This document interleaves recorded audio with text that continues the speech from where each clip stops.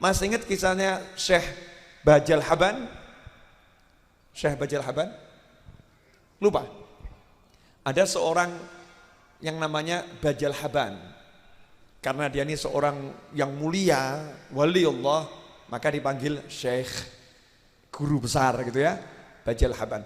Di Hadramut, Yaman sana, di dekat kota Tarim, mau masuk pintu kota Tarim. Syekh Bajal Haban ini punya istri yang luar biasa hebat ganyangnya.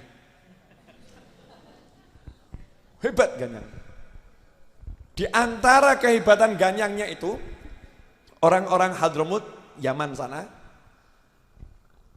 rumahnya itu rata-rata tingkat, nggak ada yang nggak tingkat, 2 lantai, 3 lantai, seperti itu. Padahal itu nggak pakai konstruksi besi, cuman tanah liat lempung ditempel-tempelkan begitu. Lah Beb, gimana Beb kalau hujan? Ya luntur. Untungnya di sana itu hujan tuh mungkin bisa 5 tahun sekali, 4 tahun sekali, jarang hujan ya. Atau mungkin setahun sekali dan cuman sebentar, jadi aman. Allah udah ngasih rezeki itu, sudah ngaturnya bagus lah Allah Ta'ala ya. Maha hebat pengaturannya. Nah, apa yang terjadi?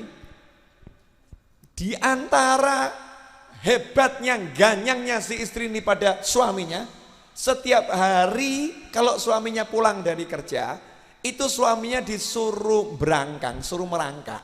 Istrinya naik di punggungnya jadi penunggang kuda, suaminya seakan-akan kudanya, suruh bawa dia ke lantai yang paling atas. Coba saya mau nanya, ini hebat atau enggak hebat?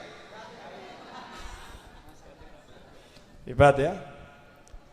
Yang lebih hebat Syekh Bajal Haban itu enggak pernah ngeluh, nurut saja. Yi sendika dawuh. Jadi kuda.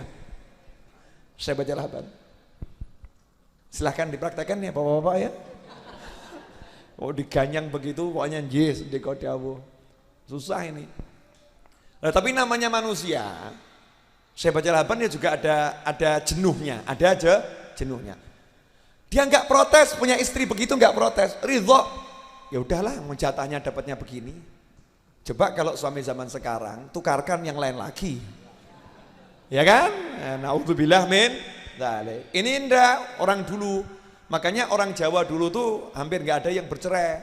Tapi kita yang tinggal di Pulau Jawa zaman sekarang dikit-dikit. Orang dulu tuh bisa nerimo, bisa ridho. Ya kan ya? Lah apa yang terjadi ridho? Istrinya begitu udah disadari kenyataan. Nyotone ya kayak ngene, nyatanya memang seperti ini, dapatnya yang modelnya begini ya sudahlah, pokoknya alhamdulillah. Tapi jenuh. Nah ketika jenuh itu pengen refreshing. Tapi kalau bilang sama istrinya, yang aku tak menenangkan pikiran, saya ngamuk. Berarti kamu nggak tenang ya bareng sama saya kan begitu. Maka beliau nggak ngomong begitu, ngomongnya begini. Karena tahu istrinya ini kalau urusan fulus, urusan duit, dolar ya, euro langsung melek matanya. Jadi kalau jenengan mau ngetes istri jenengan, bapak-bapak, coba ngomong begini, saya mau kasih kamu uang 5 juta. Kalau melek betul, hati-hati itu. Berarti dia lebih cinta uangnya daripada jenengan. Tapi kalau biasa-biasa, bola matanya biasa, aman. Berarti jenengan lebih dicintai daripada harta. Makanya ibu-ibu siap dites sama suaminya nanti ya. Kira-kira melek atau merem. Melek merem gitu. Nggak cetok itu. Nggak jelas kalau melek merem. Nggak jelas yang melek merem. Nah, apa yang terjadi? Syekh Bajal Haban bilang, yang aku tak keluar kota 3 hari ya, mau cari duit, karena cari duit di sini kok kelihatannya nggak ada perkembangan. Coba 3 hari mau keluar kota. Karena pamitnya itu cari duit, silahkan berangkat. Ya, silahkan berangkat. Nah, Syekh Bajal Haban padahal nggak mau cari duit, sudah pokoknya nanti pulang bilang saja ternyata di luar kota jauh lebih sepi pasarnya kan begitu. Beliau naik ke atas gunung. Nah di gunung itu dikenal ada satu gua tempatnya orang-orang soleh biasa kholwat ibadah. Niru Kanjeng Nabi Muhammad SAW. Kanjeng Nabi itu kan kalau kholwat kan yatakhalla bil Hira. Rasulullah kan kholwat di gua Hira ya. Nah, sampai dapat wahyu yang pertama kan di situ. Di atas gunung tuh di sana. Jabal Nur yang ada di kota Mekah itu. Naik ke atas di Hadramut sana di sebuah gunung, masuk di situ ternyata ada 2 orang soleh yang lagi ibadah. Nah kebetulan itu kan datangnya pagi-pagi dan hari itu lagi pada nggak puasa. Puasanya mungkin Senin Kemis atau Daud gitu kan, lagi nggak puasa. Sarapan. Orang solehnya ini satu ngomong pada temennya, dah nih giliran kamu yang nyiapin sarapan. Saya baca Lahaban nih bingung nih di atas gunung nih nyiapin sarapannya bagaimana? Oh ya, angkat tangan. Amin. Tiba-tiba plek satu beri. Datang dari langit, hidangan dari langit satu beri, tiba-tiba ada. Bukan jin, bukan loh ya. Ini yang nonton seperti ini mungkin ngomong, wah ini Habib ceritanya tahayul nih. Ceritanya khurafat ini. Ceritanya gak masuk akal nih. Berarti jenengan gak pernah baca Al-Quran. Ya. Atau mungkin baca Al-Qurannya gak 30 juz. Mungkin surat Maryam selalu ditinggalkan gitu. Surat Maryam ditinggalkan. Wong di surat Maryam aja dijelaskan dengan jelas. Siti Maryam itu ketika kholwat, sama kholwat. Di mana kholwatnya? Fil mihrab, di tempat ibadah nggak keluar sama sekali, dijaga ketat. Di situ ibadah luar biasa. Nabi Zakaria datang ngasih makanan, kaget, loh, lah kok udah ada nampan, sudah ada makanan ini. Nanya, anda lagi ada ya Maryam? Hei Maryam, dari mana ini? Kok ada makanan, siapa yang kasih? Min indillah, Allah yang kasih.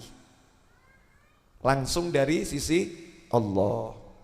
Gak diterangkan ya itu sate atau apa, gak diterangkan. Yang jelas gak ada di kampungnya Siti Maryam. Padahal Sayyidatuna Maryam bukan nabi, bukan rasul, wanita yang solihah. Artinya manusia biasa bisa mendapatkan karomah seperti itu. Nah ini hamba Allah yang soleh ini doa, plek ada makanan satu. Lah yang satu ini udah biasa lihat begitu, jadi nggak gumun. Nah Syekh Bajal Haban kaget. Begini kok langsung dapat ini ya, ajib ini. Coba kalau saya punya ilmunya saya pakai ini nggak perlu Jumat Legi pakai masak-masak langsung Allahumma plek gitu ya. Ya satu nampan buat orang 4 begitu ya. Nah, seperti itu. Saya baca Lahaban bingung, ya sudah makan aja, mau lapar kan ya, makan.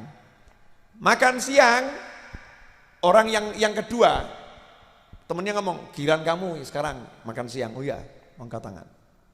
Plek. Dapat nampan lagi. Makan malam, 2 orang soleh ini ngomong sama Syekh Bajal Haban tadi. Mas, makan malam giliranmu. Ya Syekh Bajal Haban mumet. Ngomong, maaf saya pendatang baru di sini. Saya belum lama jadi nggak bisa begini-begini. Ilmu saya belum ada, saya bukan orang soleh. Merendahkan diri, sadar diri ya. Akhirnya 2 orang tadi ngomong, udah sudah kamu yakin saja minta sama Allah. Saya baca Lahaban, akhirnya angkat tangan doa. Plek, dapatnya 3 beri. Lah yang 2 kaget, loh. Ini warga baru kok lebih hebat. Ini yang udah berbulan-bulan cuma bisa 1 beri, ini warga baru 3 beri. Akhirnya mereka nggak makan dulu. Bentar. Saya mau nanya dulu, kalau enggak kamu jawab saya tidak akan makan ini. Kamu pakai doa apa ini? Tak tiru nih dongamu. Saya cuma doanya begini, ya Allah, aku bertawasul dengan doanya 2 orang yang di sampingku ya Allah. Dengan siapa dia bertawasul, pokoknya aku idem sama ya Allah. Tolong jangan permalukan, beri aku makan. Dapatnya 3. Lah akhirnya yang 2 orang tadi ngomong gitu ya. Loh, saya emang tawasul sama orang soleh. Saya Bajal Haban nanya, lah kamu tawasulnya sama siapa? Saya tawasul sama ada 1 orang tuh di pinggir kota itu. Orang ini wali besar, tapi nggak ngerti kalau dirinya wali. Lah kok bisa? Iya, dia itu punya istri gualaknya pol. Istrinya ganyang pol. Tapi dia ridho pol, sabarnya luar biasa. Orang itu namanya Syekh Bajal Haban. Padahal ya dekui saya Bajal Haban ya. Langsung mantuk-mantuk, oh jadi itu Syekh Bajal Haban itu wali besar? Iya. Dia nggak ngerti diri wali? Iya. Ya udahlah, kalau begitu silahkan kalian berdua lanjutkan di sini. Saya mau pulang saja. Loh kenapa? Udah lulus, udah berhasil. Mulai aku pulang itu baru 1 hari ya, belum 3 hari kan? pulang ke rumah istrinya ya, begitu dibukakan pintu langsung berangkang, yang naik punggung, siap saya, mau dibawa kemana, kamu suruh apa, siap. Bojone ya bingung ya, kok tidak seperti biasanya, karena ngerti ini berkat istrinya dapat derajat wali, bukan karena ibadah yang lain, tapi karena ridhonya punya istri yang seperti itu. Gampang toh jadi wali? Gampang. Oh nyatanya yang kholwat berbulan-bulan bisanya cuma satu nampan. Yang ini cari duit ke pasar pulang diganyang bojo sabar.